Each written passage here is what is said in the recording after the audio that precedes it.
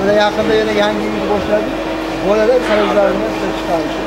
Bizim korkhanamızda 700'e yakın mahalle aholi faoliyete bo'ladi. Bizde asosan Germaniyani, Turkiyani, Shveysariyani boshliqlaridan foydalanamiz. Biz xomashyo yo'llarini to'liq xursand ish qilib chiqargan xomashyo yo'llarini va shu o'zimizni mahalliy aholimizga hozirgi mana Rossiyaga eksport uchun shartnomalar imzolayapti. Hurmatli ko'rdilaringiz, yarim soatdan oshiq yurib keldik. Nimaga? Eng chekka qishloqda ham mana shunaqangi eng zamonaviy korxonalarda quryapmiz. Maqsad o'sha chekka qishloqlardagi yoshlar ish bilan ta'minlansin deyapmiz. O'shaning uchun bu yerda qurildi. Prezidentimiz o'zi shaxsan bu yerda asos solganlar, bu yerga kelganlar ko'rishga. Shuning uchun bu yerdagi hozir maqsad 10 mingga yaqin odamni ish bilan ta'minlashga qaratilgan. Bu yerda rahbari Mo'min aka degan akamiz o'zi ham klaster. Shu chigitdan tortib top trikotaj qilish nimasigacha hamma jarayonni o'zi qiladi. Shuni qatorida mana Vodiy Shuz degan korxonamiz ishlab faoliyat olib boryapti. Eng zamonaviy tuflilarni ishlab chiqarib, bugungi kunda Yevropa, Rossiya, Aziya tomonlarga eksportlarni yo'lga qo'yganmiz. Yaqin kelajakda hozir yana biz qo'shimcha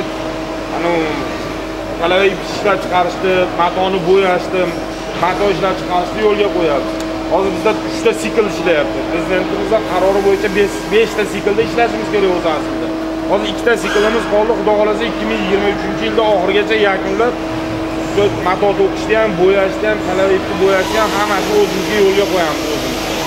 Hozir naryoqdan olib kirib ko'rsatamiz. Hozirda 1,5 mingta bitta smentda 1,5 mingta odam ishlaydigan tikuvchilik sexi qilyapmiz bizda. Kastimchimdan tortib oddiy narsalar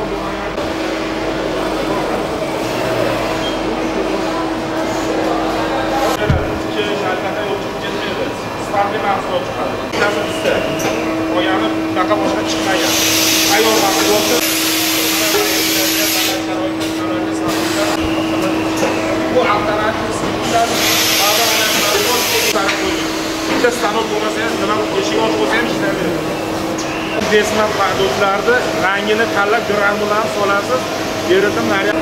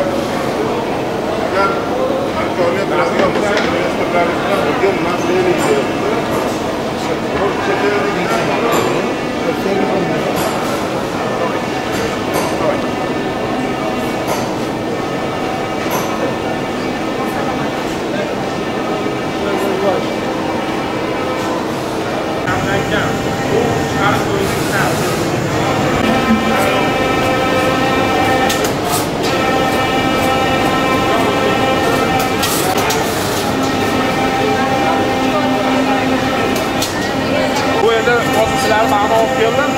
Sababi siz o'zi asli bana olib ketish kerak. Kesib jarayonni biladi. Hujur endi mana tomonda qarayam yangi qonunga bana olib o'tdi.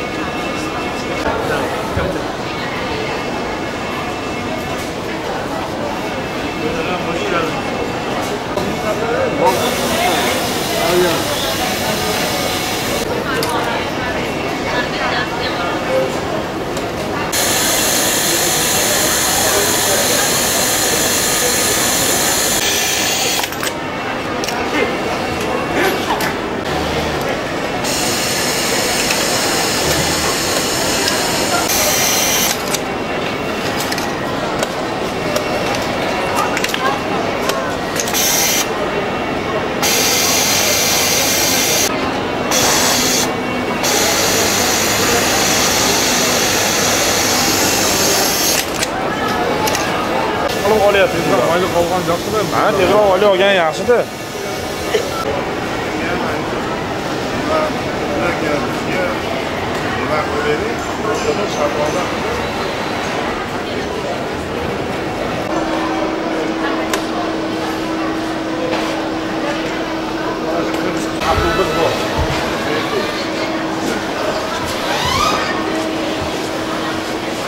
Kim mavzuga chiqargan kiyimlar bor. Voy, Yevropadan biz Turkiyani deb darajada nima bor? Ularga iltimos qiladi, o'zini birkasini, brendini qo'yib ber deydi. O'sha brend asosida chiqarib beradi. Bu yoqda bemalol o'sha chet eldagi bo'lib sotilaveradi. Aslida o'zimiz qilib berganmiz.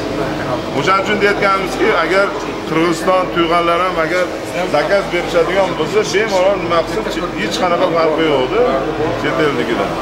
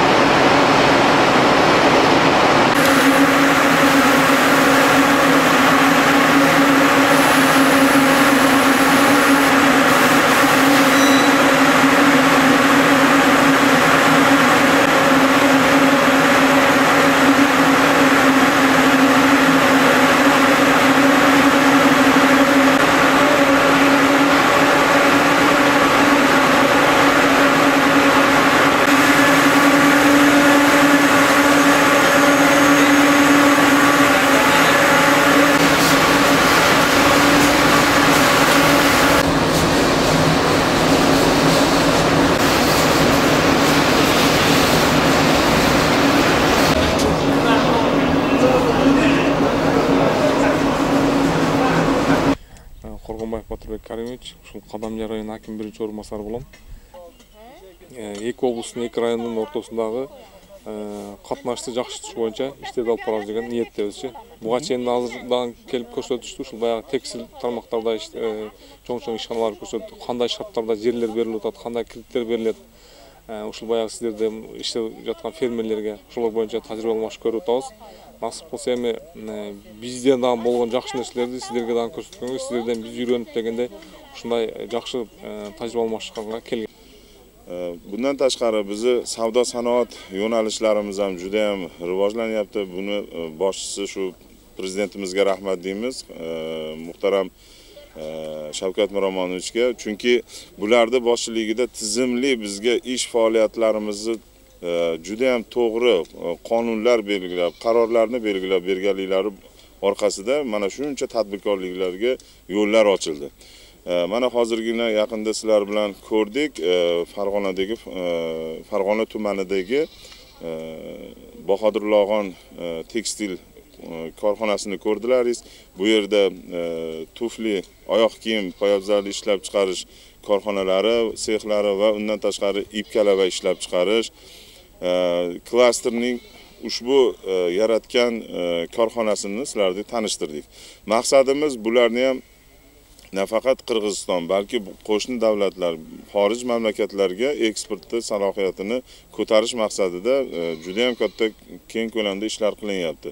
Mana bugun mehmonlarimiz tomonidan juda savollar, qiziqarli savollar berishyaptiki, shunaqangi bir chekka qishloqda shunaqa zamonaviy tekstillar qursa bo'larkan-ku degan, qursa bo'ladimi degan savollarni berishyapti. Biz ularga mana shu javoban o'sha joyiga borgan holatda qishloq sharoitida ham shu eng oxirgi modeldagi korxonalar qursa bo'ladi va u yerdagi yoshlarni ish bilan ta'minlash jarayonlarini ko'rsatdik. Buni hammasi shu tizimli, tartibli qilingan qonun qoidalar bilan keng tadbirkorlarga yo'l ochilganidan dalolat beradi.